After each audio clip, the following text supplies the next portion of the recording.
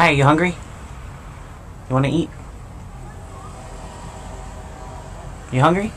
I don't think you're ready for this jelly. I don't think you're ready for this. 'Cause my body too bootylicious for you, babe. I don't think you're ready for this jelly. I don't think you're ready for this jelly. I don't think you're ready for this. 'Cause my body too bootylicious.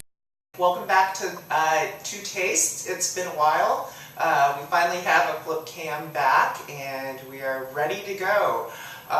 Today we're making strawberry jam, and it's probably one of the easiest things that you'll make that will get you the most acclaim. Most people think it's really difficult, but it's not. All it takes is strawberries or any kind of berries that you feel like. You could even add blueberries or things like that. This is about 5 cups, and then 5 cups of strawberries, the zest of 2 large lemons, and because I don't have large lemons, I have 4 small lemons, and I will also be using the juice of it, and 3 cups of sugar. This is Trader Joe's organic sugar, but you know, the regular white sugar is perfectly fine as well. So all it is going to be dumping into a pot, simmering for a while, and then checking and seeing if it's thick enough. So why don't we get started? First thing to do is put the strawberries in the pot. Right there. Add the lemon juice. This will be a little bit because I've got like 8 things of lemon halves to squeeze. What kind of lemons are these? These are lemons from our backyard.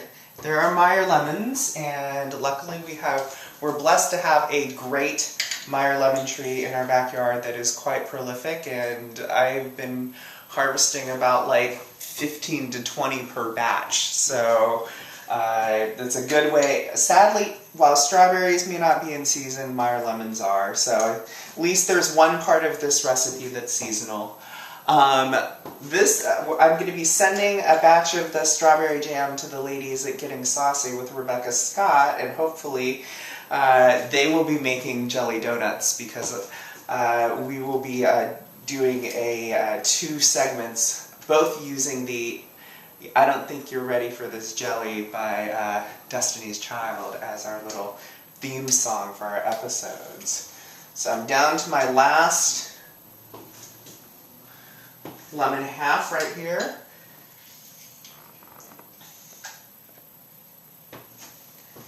And then here comes the lemon zest.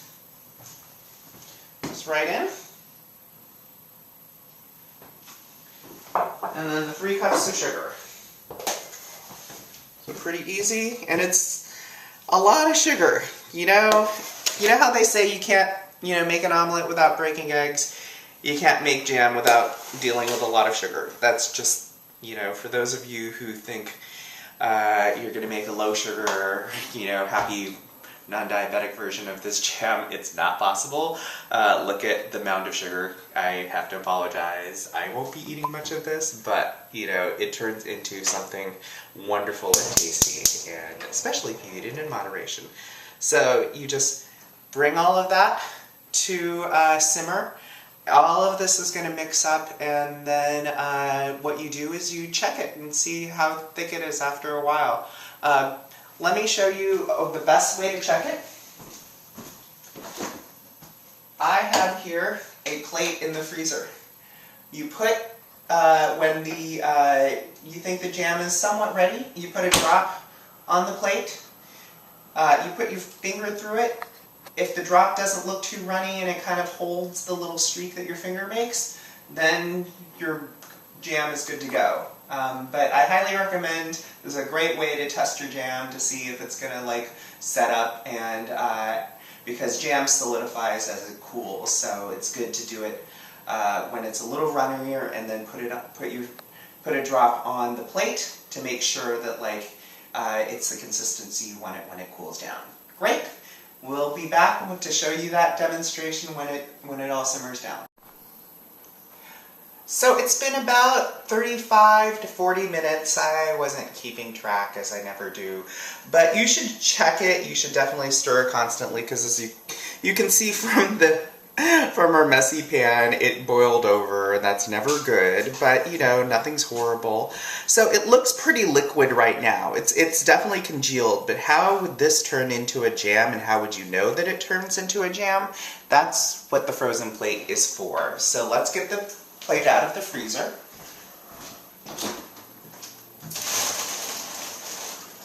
There it is. This is the plate.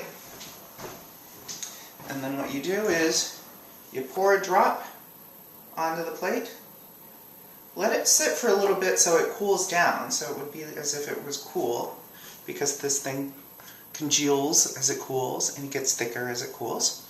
And then once it's had a chance to cool down, you can see it's not even moving. That's always a good sign. But if you run your finger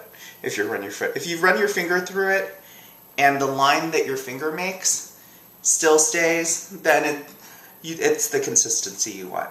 So I can do it again for you. Just pour a drop in.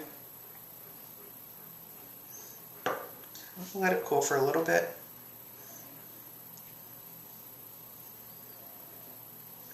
And then run your finger through it.